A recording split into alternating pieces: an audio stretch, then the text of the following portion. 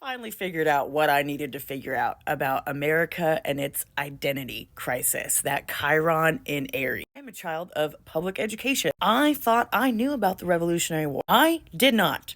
I have been learning a lot through my sister and Tad, that wonderful account on here. I think this Jupiter in Gemini kind of exposes it. And then when Uranus comes in Gemini, like Uranus comes to wake us up and say, are you really?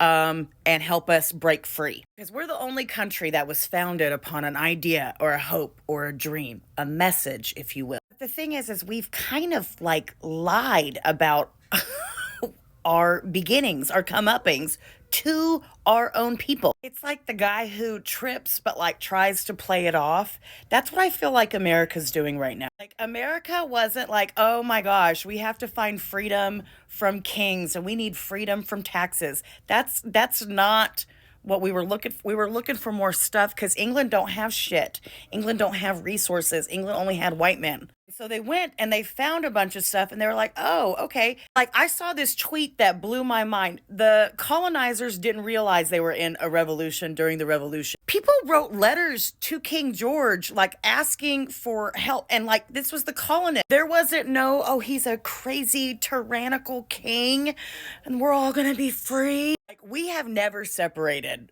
from England.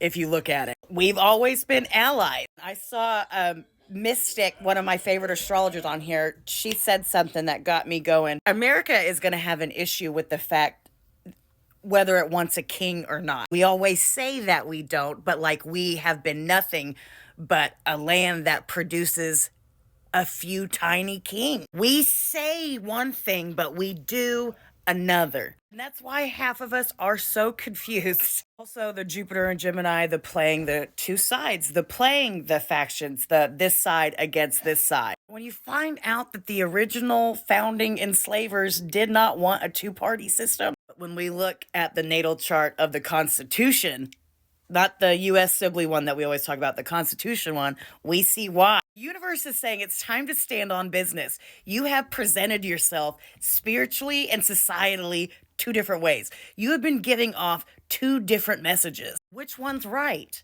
And we'll know when Uranus goes into Gemini. Because everyone's scared about Uranus and Gemini because that has been linked to civil war. Think about what the Civil War was. Like you guys are acting like we shouldn't have had the Civil War. Civil War was needed, but we thought, or some of us thought it was defeated in the 1800s, but it never has been. It just changed shape. Like the Roman Empire became the church. Slavery became the for-profit prison system. Uranus is the great waker-upper. He is a disruptor, okay? He says, what the fuck? And yes, when it comes into Gemini, he says, which message is the truth? Which one is your face, my friend? So we're not going to fear Uranus and Gemini no more. We're ready for it, aren't we? Aren't we? Ready for the wake up. We are ready for the rug to be pulled out from under us and to see what is truly there. Because it's always this duplicitous nature. Uranus and Gemini before said you ain't doing it. You ain't matching up with your message.